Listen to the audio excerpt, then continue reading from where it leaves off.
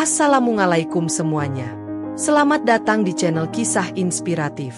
Jangan lupa like dan subscribe, agar tidak ketinggalan cerita menarik selanjutnya. Malam itu, hujan turun deras membasahi desa kecil di pinggiran kota.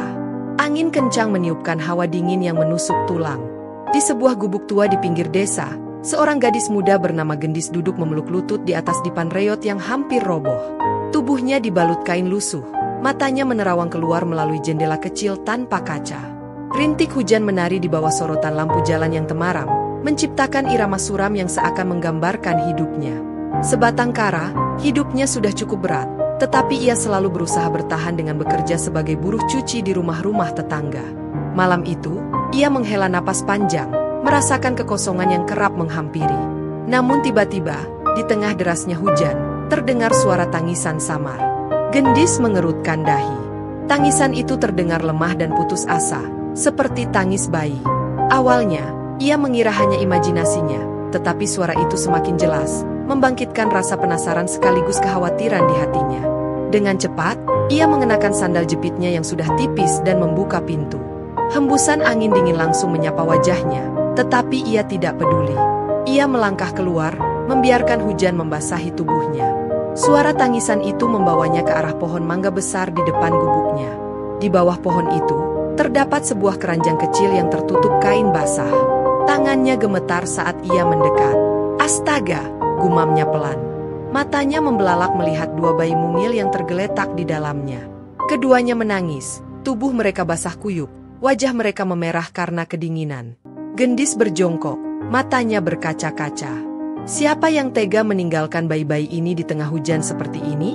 Tenang, sayang, aku di sini, bisiknya sambil mengangkat salah satu bayi ke dalam pelukannya. Tangannya yang lain menepuk pelan bayi satunya, berusaha menenangkan mereka. Tanpa berpikir panjang, ia segera membawa kedua bayi itu masuk ke dalam gubuknya. Di dalam, ia menyalakan lampu minyak kecil yang redup. Dengan cepat, ia mencari kain kering seadanya, yang sebenarnya adalah pakaian lamanya. Lalu membungkus tubuh kecil mereka dengan penuh kehati-hatian. Apa yang harus kulakukan sekarang? Pikirnya sambil menatap kedua bayi itu. Mereka tampak begitu lemah, tetapi juga begitu polos dan tak berdaya. Air matanya jatuh tanpa sadar. Ia tahu dirinya tidak punya apa-apa, tetapi ia juga tidak mungkin membiarkan bayi-bayi ini terlantar. Dengan hati-hati, ia mendekap mereka, berusaha menghangatkan tubuh mungil itu. Tangannya mengusap lembut kepala mereka, mencoba menenangkan tangisan mereka. Kalian lapar, ya? Bisiknya pelan. Ia teringat bahwa ia tidak memiliki apapun untuk memberi mereka makan. Dengan cepat, ia merogoh dompet kecil yang disimpannya di sudut rumah. Hanya ada beberapa lembar uang lusuh, hasil upah mencuci pakaian yang belum ia gunakan. Hujan deras mengguyur tanpa henti. Gendis berjalan menembus dinginnya malam, mendekap satu bayi di dadanya sementara bayi lainnya ia lindungi dengan kain yang diikatkan ke tubuhnya. Langkahnya cepat meskipun kakinya terasa menggigil saat menginjak genangan air di tanah yang becek. Sesampainya di warung kecil, ia membeli susu formula murah dan botol bayi sederhana.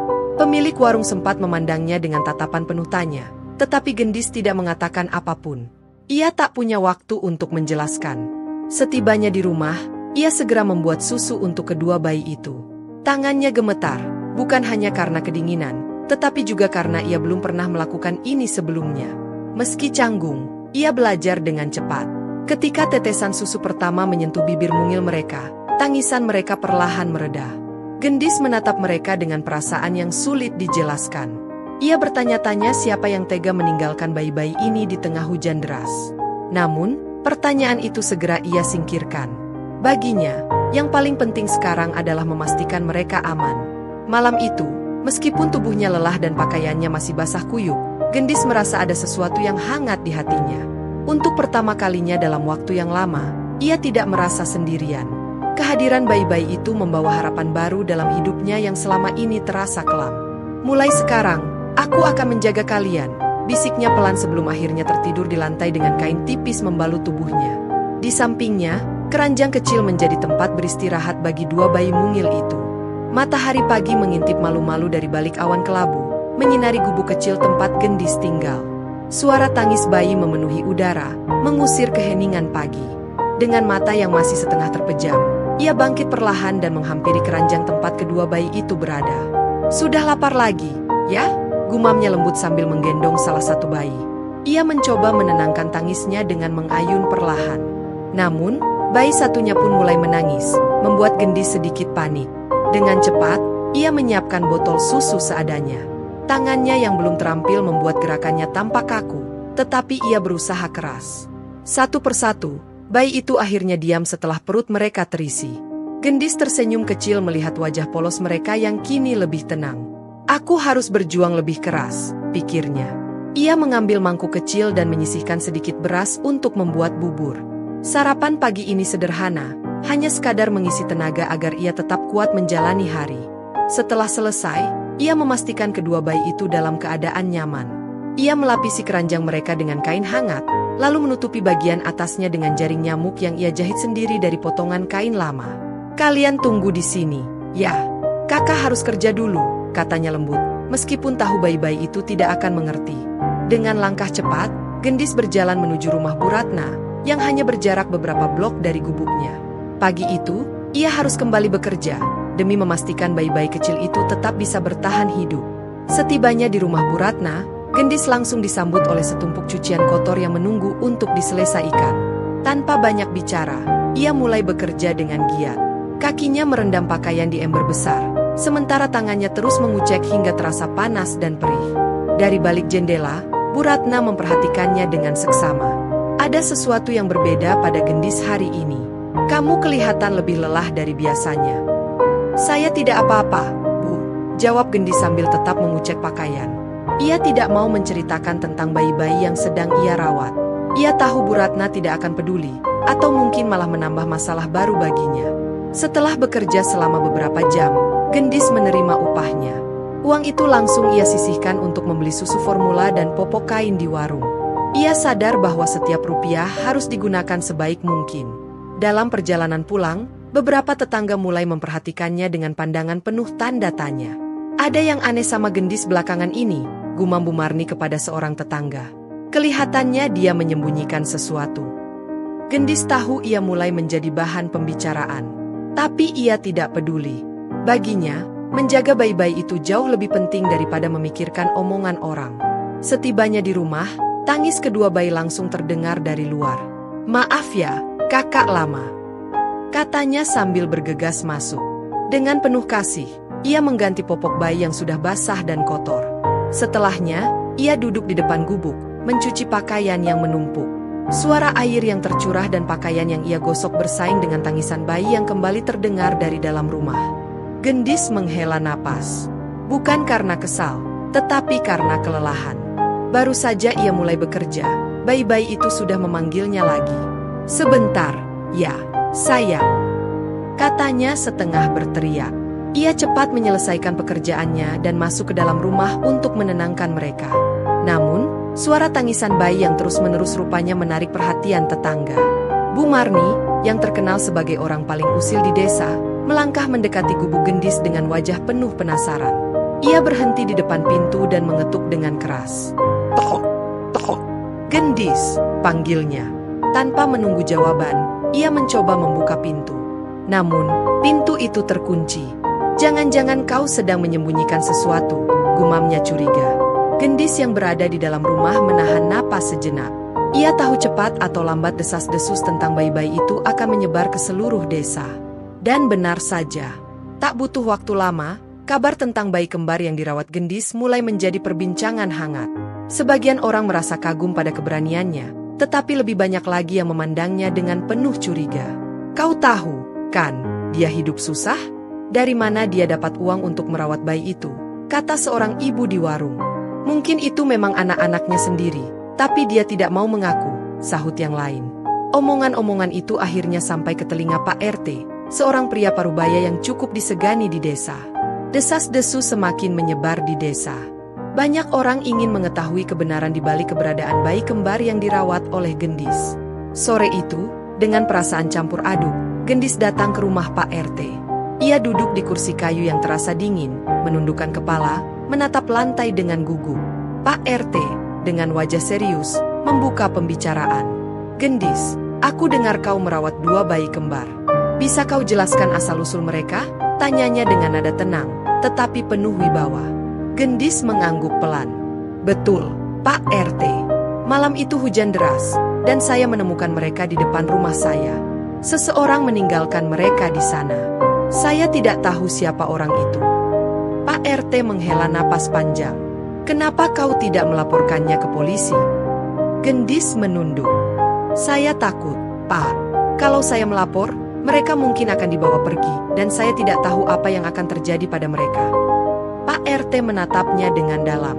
Ia melihat ketulusan di mata Gendis, tetapi juga menyadari bahwa situasi ini tidak bisa dibiarkan begitu saja. Gendis, aku tahu niatmu baik, tapi ini masalah serius. Orang-orang di desa mulai berpikir yang tidak-tidak. Aku khawatir kalau ini dibiarkan, keadaan akan semakin sulit bagimu. Gendis mengangguk lemah. Ia tahu itu benar, tetapi tetap tidak bisa menghilangkan ketakutannya. Sepulangnya dari rumah Pak RT, beban di pundaknya terasa semakin berat. Malam itu, ia duduk di samping keranjang bayi, memandangi mereka yang tertidur lelap. Apa yang harus kakak lakukan? Kakak takut kehilangan kalian. Bisiknya, air matanya jatuh tanpa bisa ditahan. Sementara itu, di luar, gosip semakin liar. Beberapa warga bahkan berspekulasi bahwa bayi-bayi itu adalah hasil hubungan gelap Gendis dengan seseorang. Keesokan paginya, suara sirene mobil polisi mendekati gubuk kecil Gendis, mengejutkan seluruh desa. Para warga keluar rumah, ingin tahu apa yang terjadi. Di antara deretan polisi yang turun dari mobil, tampak sepasang suami istri berpakaian mewah. Wajah mereka penuh kecemasan. Benarkah ini rumah Gendis? Tanya salah satu polisi. Ya, saya Gendis. Ada apa, Pak? Jawabnya dengan suara bergetar. Saat itu, salah satu bayi mulai menangis. Pasangan kaya itu langsung melangkah maju. Wanita itu menutupi mulutnya dengan tangan, air mata mengalir di pipinya.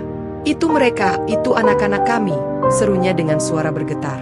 Gendis hanya bisa berdiri membeku, tidak tahu harus berkata atau berbuat apa. Langit pagi yang mendung menjadi saksi bisu ketegangan yang terjadi di gubuk kecil itu. Suara tangisan bayi yang biasanya menjadi irama kesibukan pagi berubah menjadi keheningan yang menyesakkan. Di luar, kerumunan warga berbisik-bisik di antara deretan polisi dan mobil mewah yang tampak mencolok di lingkungan sederhana mereka. Gendis berdiri mematung di ambang pintu, masih mencoba mencerna kata-kata wanita kaya itu. Seorang petugas melangkah maju dengan wajah yang tetap tenang. Kami hanya ingin memastikan, Pak, Anda merasa bahwa bayi yang ditemukan ini adalah anak Anda? Lelaki itu mengangguk dengan penuh haru. Ya, mereka anak kami. Kami kehilangan mereka beberapa hari yang lalu, dan kami telah mencarinya kemana-mana. Namun, kata-katanya tertahan di tenggorokan saat ia memandang istrinya yang berdiri tak jauh darinya. Wajah istrinya penuh kekhawatiran, matanya berkaca-kaca. Suasana terasa sangat sunyi. Bayi-bayi itu tertidur di dalam keranjang. Wajah mungil mereka terlihat begitu tenang. Menyadari apa yang sedang terjadi, wanita kaya itu segera mendekati keranjang dengan langkah tergesa. Namun, ia berhenti sejenak, seolah takut mengganggu tidur anak-anaknya. Air matanya semakin deras ketika ia melihat wajah bayi-bayi tersebut dari dekat. Mereka ini pasti mereka, bisiknya, menoleh ke suaminya. Sang suami mendekat, mencoba menenangkan istrinya sambil mengangguk ke arah polisi. Benar, mereka anak-anak kami. Kami mengenali tanda lahir di tangan kanan mereka. Tolong, jangan ragukan hal ini. Salah satu petugas mendekati keranjang dan memeriksa dengan hati-hati sesuai prosedur. Ia melihat tanda lahir yang disebutkan dan mengangguk pada rekannya. Identitas mereka sesuai dengan laporan kehilangan. Meski ia tahu sejak awal bahwa bayi-bayi itu bukan miliknya, kenyataan bahwa mereka akan diambil begitu saja membuat hati Gendis hancur. Selama beberapa hari terakhir, bayi-bayi itu telah menjadi bagian dari hidupnya yang sepi. Dengan suara penuh emosi, ia berkata, "Terima kasih sudah menjaga anak-anak kami. Kami tidak tahu apa yang akan terjadi jika mereka tidak berada di tanganmu," ujar sang ibu dengan mata berkaca-kaca. Gendis hanya bisa mengangguk pelan. Air mata mulai menggenangi matanya. Ia tidak sanggup berkata-kata. Kedua bayi itu kini sudah diambil dari keranjang oleh petugas, lalu diserahkan kepada pasangan tersebut. Tangis bahagia terdengar saat bayi-bayi itu terbangun dan mulai merengek pelan. Sang ayah menggendong mereka dengan penuh kehati-hatian, sementara istrinya tampak semakin terharu. Mereka sadar bahwa gadis ini bukan hanya penyelamat anak-anak mereka, tetapi juga seseorang yang memiliki hati yang tulus, meski hidup dalam kemiskinan. Polisi akhirnya mengakhiri proses di tempat itu dan mempersilakan pasangan kaya tersebut untuk kembali ke mobil mereka bersama bayi-bayi mereka. Namun, sebelum pergi, sang suami mendekati Gendis dan menyerahkan sebuah kartu nama. "Jika kau butuh bantuan, hubungi kami. Kami tidak akan melupakan apa yang telah kau lakukan untuk keluarga kami," katanya dengan nada serius. Gendis menerima kartu nama itu dengan tangan gemetar. Ia tidak tahu harus berkata apa. Pasangan kaya itu tersenyum kepadanya sebelum akhirnya meninggalkan tempat itu. Gendis berdiri di depan pintu rumahnya, menatap mobil yang perlahan menghilang dari pandangan.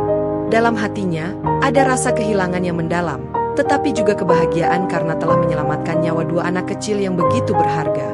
Jalan yang perlahan menjadi sepi terasa kosong, seperti ada sesuatu yang hilang. Gendis masuk ke gubuknya dan duduk di lantai, memandangi keranjang bayi yang kini kosong. Air matanya akhirnya jatuh. Ia menangis dalam diam, membiarkan kesedihannya mengalir. Meskipun ia tahu ini adalah hal yang benar, perpisahan ini meninggalkan kehampaan yang begitu dalam.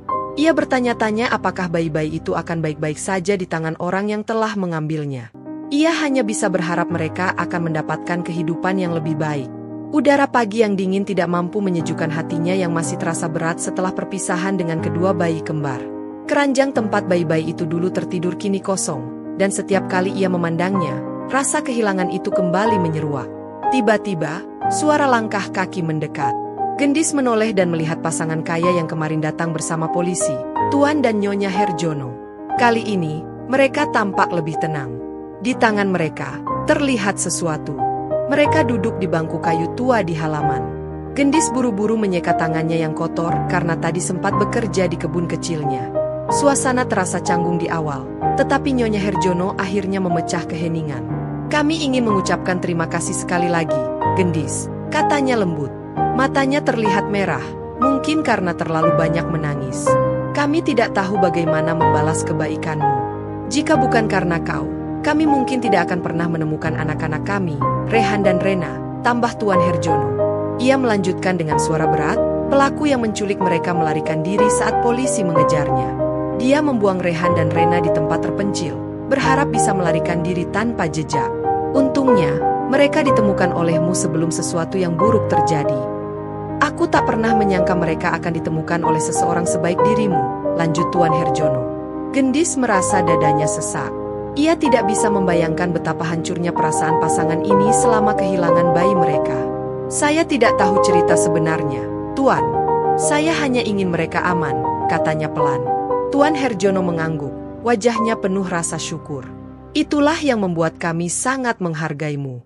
Dalam kondisi seperti ini, tidak semua orang mau mengambil tanggung jawab sebesar itu."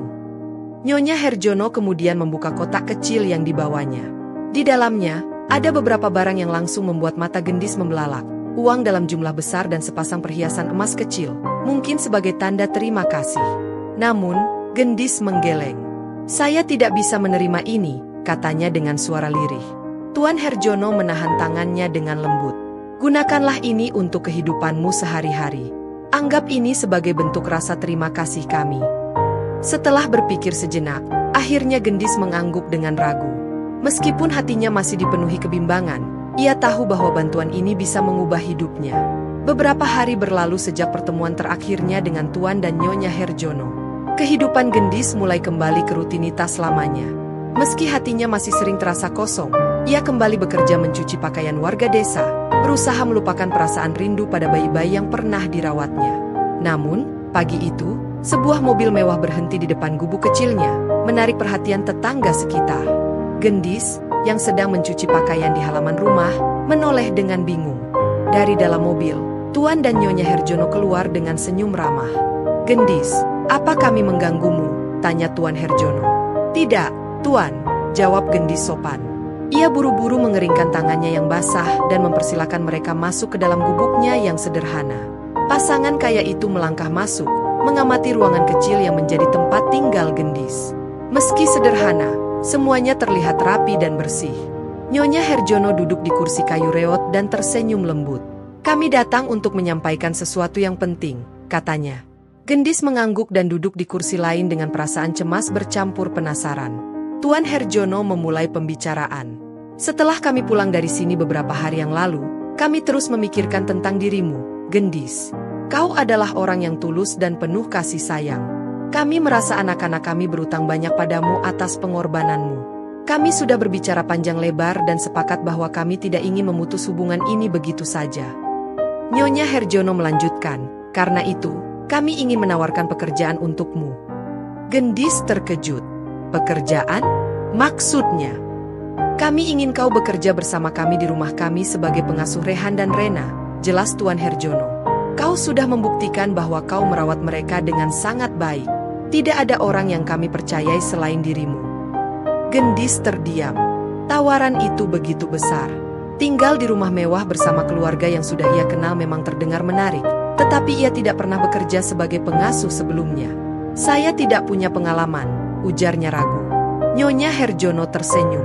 Pengalamanmu selama seminggu terakhir sudah cukup membuktikan kemampuanmu, Gendis. Kau tidak hanya merawat mereka, tapi juga mencintai mereka seperti keluargamu sendiri. Tapi rumah saya di sini. Saya tidak ingin meninggalkan tempat ini, jawab Gendis pelan. Ia memandang sekeliling gubuknya dengan sentimen mendalam. Tempat itu telah menjadi bagian dari hidupnya. Saya tidak tahu apakah saya benar-benar pantas, lanjutnya ragu. Namun, ia menyadari bahwa kesempatan ini bisa mengubah hidupnya. Dengan suara lirih, ia akhirnya berkata, saya akan mencoba, tapi mohon bimbing saya jika ada yang salah. Pasangan itu tersenyum lega. Tentu saja, jawab Tuan Herjono. Kami akan membantumu menyesuaikan diri. Keesokan harinya, Gendis diantar ke rumah Tuan dan Nyonya Herjono. Saat mobil memasuki halaman rumah mewah yang besar, matanya membelalak. Rumah itu jauh lebih besar dari yang pernah ia bayangkan, dengan taman hijau yang luas dan kolam renang di sisi kiri. Di dalam rumah, suasananya tak kalah megah. Langit-langitnya tinggi, dihiasi kristal yang berkilauan. Hari pertama bekerja di rumah itu terasa canggung bagi Gendis. Ia harus menyesuaikan diri dengan rutinitas baru dan peraturan yang berbeda. Namun, setiap kali ia merasa gugup, senyum Rehan dan Rena memberinya semangat. Ketulusan dan kerja keras Gendis perlahan mulai memenangkan hati beberapa pelayan lain, meskipun ia tahu bahwa tidak semua orang akan mudah menerimanya. Di saat yang sama, ia merasa lega karena menemukan tempat di mana ia bisa memberikan kasih sayangnya. Namun, tidak semua orang di rumah itu menyambutnya dengan hangat. Mbak Siska, pelayan senior yang sudah bekerja di keluarga Herjono selama bertahun-tahun, tampak kurang senang dengan kehadiran Gendis. Bagi Mbak Siska, Gendis adalah ancaman. Ia merasa posisinya sebagai orang kepercayaan keluarga Herjono terganggu oleh gadis desa yang tiba-tiba dipekerjakan dengan cara istimewa. Namun, Gendis tidak membiarkan komentar negatif itu melemahkan semangatnya. Ia tahu bahwa kasih sayang dan ketulusan adalah kekuatan sejati.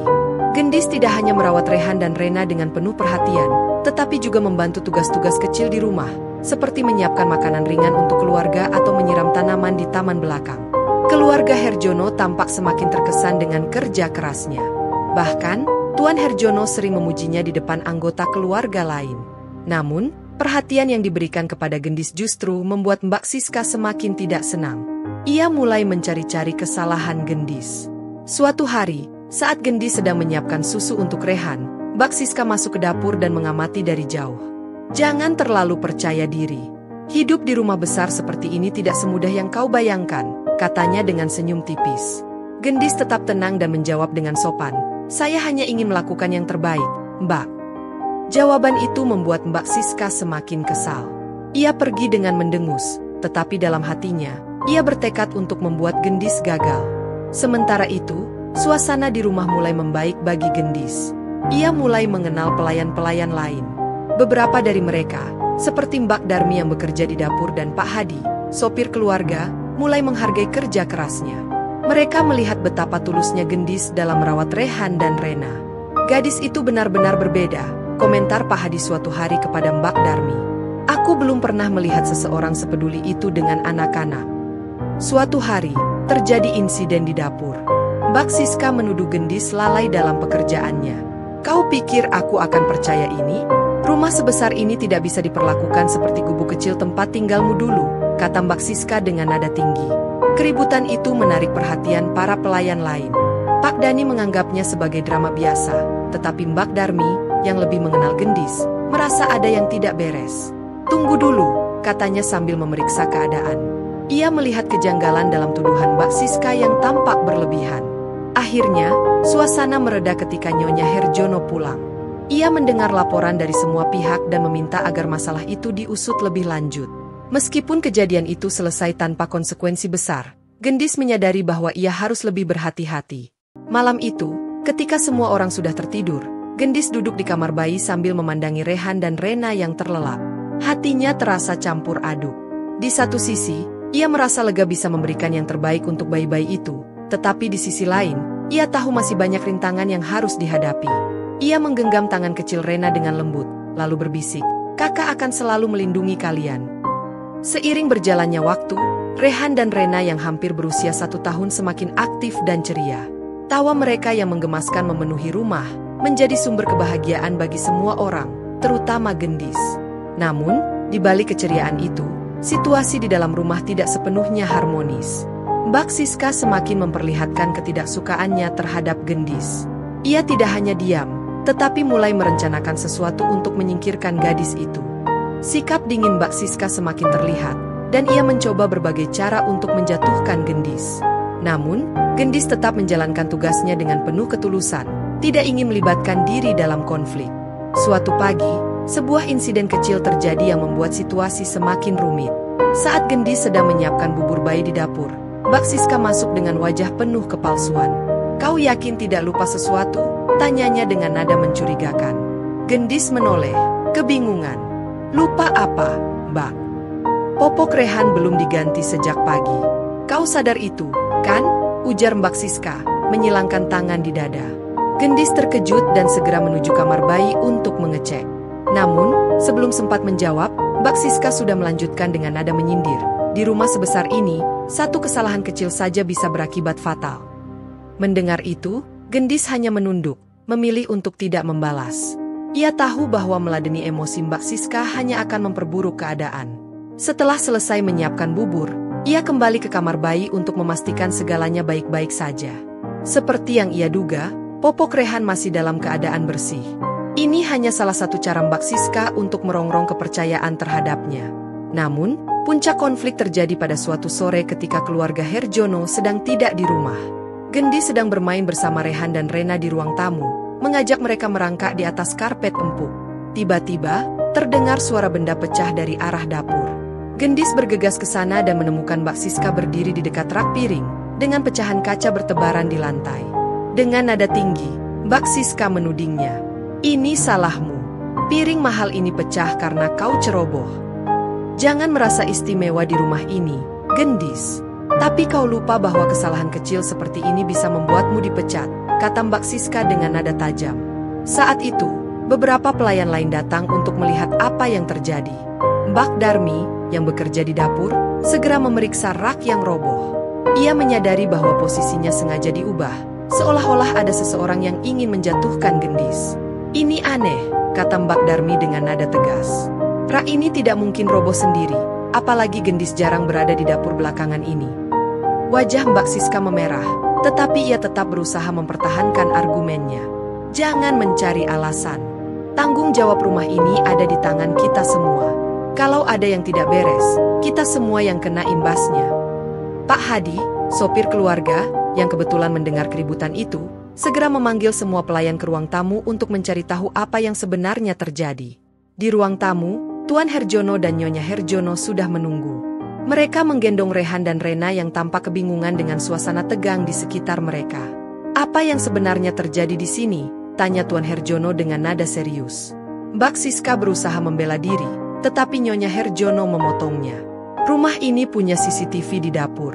Kita bisa melihat kejadian sebenarnya."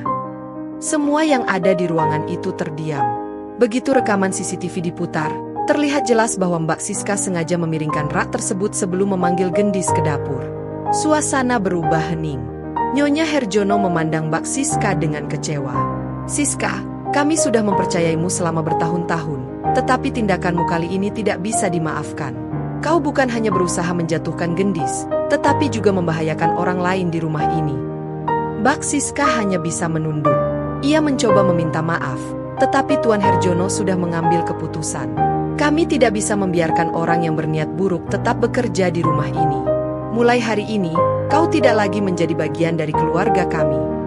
Mbak Siska terdiam, menyadari bahwa tidak ada lagi jalan keluar baginya.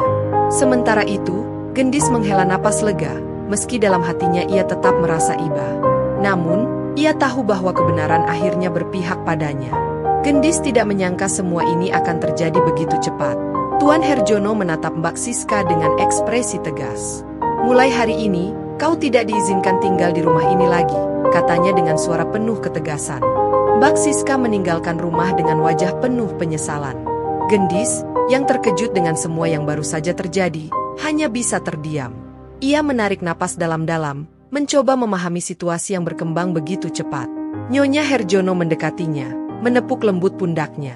"Kau tidak perlu khawatir, Gendis. Kami tahu bahwa kau tidak pernah berniat menyakiti siapapun, dan itulah yang membuatmu istimewa," ujarnya lembut. Malam itu, Gendis kembali duduk di samping box bayi, memandangi wajah mungil Rehan dan Rena yang tertidur lelap. Ia merasa lega, tetapi juga sadar bahwa perjuangannya belum berakhir. Ia bertekad untuk terus memberikan yang terbaik, apapun rintangannya. Pagi itu, suasana rumah keluarga Herjono terasa lebih tenang setelah kepergian Mbak Siska. Namun, bagi Gendis, hari itu adalah awal dari rutinitas baru yang harus dijalaninya dengan penuh semangat. Ia semakin berusaha menyesuaikan diri dan memastikan Rehan serta Rena tumbuh sehat dan bahagia. Nyonya Herjono dan Tuan Herjono semakin mempercayakan banyak hal kepadanya, bahkan sering meminta pendapatnya tentang cara merawat anak-anak mereka. Namun, hal ini juga membuat beberapa pelayan lain merasa heran. Mereka bertanya-tanya, mengapa keluarga Herjono begitu mengistimewakan seorang gadis desa seperti Gendis? Suatu sore, saat Gendis sedang bermain bersama Rehan dan Rena di taman belakang, Nyonya Herjono datang menghampirinya dengan membawa sebuah buku kecil.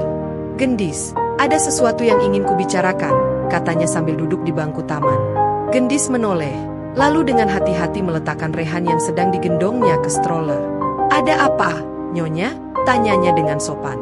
Nyonya Herjono membuka buku kecil itu, yang ternyata album foto yang berisi kenangan Rehan dan Rena sejak lahir. Nyonya Herjono membuka halaman demi halaman, memperlihatkan betapa berharganya anak-anak itu bagi mereka. "Kami sering memandangi foto-foto ini setiap malam. Anak-anak kami adalah segalanya bagi kami. Ketika mereka hilang, itu adalah saat tergelap dalam hidup kami," katanya dengan suara bergetar. Matanya mulai berkaca-kaca. Gendis menatapnya dengan penuh empati. "Saya mengerti, Nyonya. Saya hanya ingin mereka bahagia dan aman." Tuan Herjono yang sejak tadi diam, kini mendekat dan duduk di samping istrinya. "Kami tidak hanya menganggapmu sebagai pengasuh, Gendis. Kami benar-benar menghargai ketulusanmu. Bahkan, kami ingin membantumu mendapatkan kehidupan yang lebih baik." Gendis menatap mereka dengan bingung. "Maksud Tuan dan Nyonya?" "Kami ingin membiayai pendidikanmu," jawab Tuan Herjono dengan tegas. "Kau telah memberikan begitu banyak untuk anak-anak kami, dan sekarang giliran kami untuk mendukung masa depanmu." Malam itu, Gendis tidak bisa tidur. Ia terus memikirkan tawaran yang diberikan oleh Tuan dan Nyonya Herjono. Di satu sisi, ia merasa sangat bersyukur atas kesempatan ini. Namun, di sisi lain, ia khawatir menerima bantuan ini akan mengubah hubungannya dengan keluarga tersebut. Keesokan harinya, dengan hati-hati, ia memberanikan diri untuk berbicara dengan mereka. "Saya sangat berterima kasih atas tawaran ini," katanya dengan suara lirih. "Namun, saya merasa sudah menjadi bagian dari keluarga ini. Saya tidak ingin keputusan ini mengubah segalanya." Nyonya Herjono tersenyum lembut. "Kau tetap bagian dari keluarga ini, Gendis. Keputusan ini hanya untuk masa depanmu yang lebih baik. Kami ingin kau berkembang dan meraih impianmu." Gendis terdiam sejenak, lalu mengangguk perlahan. "Baiklah, saya akan mencoba. Tapi mohon bimbing saya jika ada yang salah." Pasangan itu tersenyum lega. "Tentu saja," jawab Tuan Herjono. "Kami akan selalu mendukungmu." Malam itu, seorang pelayan keluarga Herjono, Pak Hadi, mendekati Gendis dengan ekspresi ragu. "Aku melihat seseorang meninggalkan keranjang itu di depan rumahmu malam itu, tapi aku tidak sempat melihat wajahnya dengan jelas," katanya pelan. "Tapi aku ingat dia mengenakan baju besar dan topi. Dia terlihat terburu-buru, seolah ingin pergi secepat mungkin." Kata-kata itu menambah misteri tentang asal-usul Rehan dan Rena. Namun, Gendis memutuskan untuk tidak terlalu memikirkannya. Baginya, yang terpenting adalah bahwa mereka kini berada di tempat yang aman dan bahagia. Malam itu, saat menidurkan Rehan dan Rena, Gendis menatap wajah mungil mereka dengan penuh cinta. Aku mungkin tidak tahu dari mana kalian berasal, bisiknya lembut. Tapi aku bersyukur kalian ada di sini. Kalian alasan aku bertahan. Pagi itu, suasana rumah keluarga Herjono dipenuhi cahaya matahari yang menyinari lantai marmer mengilap. Gendis duduk di lantai bersama Rehan dan Rena, memegang mainan kayu berbentuk hewan, membantu mereka belajar berjalan. Hati-hati, sayang pelan-pelan, bisiknya sambil tersenyum. Tangannya sigap menangkap Rehan yang hampir terjatuh. Wajahnya berseri-seri melihat perkembangan bayi-bayi itu. Setiap langkah kecil mereka adalah kebahagiaan besar baginya. Dari dekat pintu, Tuan dan Nyonya Herjono memperhatikan mereka dengan penuh kasih. Wajah mereka memancarkan rasa bangga, baik kepada anak-anak mereka maupun kepada Gendis, yang telah menjadi bagian penting dari keluarga mereka. Dia benar-benar luar biasa, bisik Nyonya Herjono kepada suaminya. Aku tidak bisa membayangkan bagaimana jadinya tanpa Gendis. Tuan Herjono mengangguk setuju. Aku tahu, dia lebih dari sekadar pengasuh. Dia seperti bagian dari keluarga ini. Malam harinya, keluarga Herjono mengadakan makan malam sederhana untuk merayakan ulang tahun pertama Rehan dan Rena. Ruang makan dihias dengan hangat, penuh kebahagiaan. Balon-balon warna-warni menghiasi ruangan, sementara di tengah meja terdapat kue ulang tahun kecil dengan lilin berbentuk angka 1. Para pelayan berkumpul di sekitar meja, termasuk Pak Hadi dan Mak Darmi, yang selama ini menjadi teman dekat Gendis. Gendis merasa canggung saat Tuan Herjono memintanya duduk di meja utama bersama keluarga. Tuan, saya rasa saya tidak pantas duduk di sini, katanya dengan ragu. Namun, Tuan Herjono tersenyum ramah. Kau bagian dari keluarga ini, Gendis. Ini bukan sekadar perayaan ulang tahun Rehan dan Rena, tetapi juga ungkapan terima kasih untukmu. Di tengah kegembiraan, Rehan tertawa melihat nyala lilin, sementara Rena bertepuk tangan dengan riang. Setelah meniup lilin, Nyonya Herjono berdiri dan memberikan pidato singkat. Hari ini, kami tidak hanya merayakan ulang tahun anak-anak kami, tetapi juga kehadiran seseorang yang luar biasa dalam hidup kami. Gendis, kau telah menjadi cahaya di rumah ini. Terima kasih atas semua yang telah kau lakukan. Mata Gendis berkaca-kaca. Ia tak menyangka akan dihargai sedemikian rupa. Terima kasih, Nyonya. Saya hanya ingin melakukan yang terbaik untuk keluarga ini, katanya dengan suara bergetar.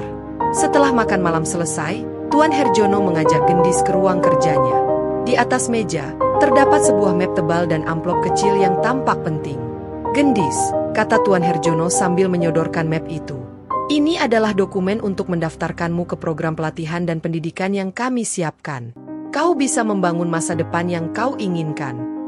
Gendis mengambil map itu dengan tangan gemetar. Di dalamnya, terdapat berbagai program pelatihan dan beasiswa. Tuan, ini untuk saya? Tanyanya tak percaya. Tuan Herjono mengangguk. Kami ingin membantumu meraih mimpi yang lebih besar. Di dalam amplop kecil itu, ada surat rekomendasi dari kami untuk institusi pendidikan terbaik di kota. Surat ini akan membantumu masuk ke program yang kau inginkan. Meskipun awalnya ragu, Gendis akhirnya menerima tawaran itu. Ia sadar bahwa ini adalah kesempatan yang tidak boleh ia sia-siakan. Dengan dukungan keluarga Herjono, ia merasa memiliki kekuatan untuk mengejar impian yang sebelumnya terasa mustahil. Beberapa bulan kemudian, hidup Gendis berubah drastis. Ia mulai mengikuti program pendidikan di bidang pengasuhan anak dan perkembangan bayi, sesuatu yang sangat ia minati. Ia tetap tinggal bersama keluarga Herjono, merawat Rehan dan Rena sambil belajar. Rehan dan Rena tumbuh dengan baik, selalu ceria setiap kali bersama Gendis. Mereka sering memanggilnya dengan suara cadel, "Kakak," yang membuat suasana rumah semakin hangat. Setiap hari yang dilewatinya bersama keluarga Herjono semakin memperkuat keyakinannya bahwa perjuangan dan pengorbanannya selama ini tidak sia-sia. Ia menemukan tempat di mana ia diterima, dihargai, dan dicintai. Malam itu, Gendis duduk di kamar bayi, memandangi Rehan dan Rena yang tertidur lelap. Ia menggenggam tangan kecil mereka sambil tersenyum. "Kalian adalah anugerah terbesar dalam hidupku," bisiknya lembut. "Kakak berjanji akan selalu ada untuk kalian, apapun yang terjadi." Di luar, bintang-bintang bersinar terang, seolah ikut merayakan kebahagiaan yang kini memenuhi hati Gendis. Ia tahu hidupnya telah berubah. Dan untuk pertama kalinya, ia merasa benar-benar bahagia.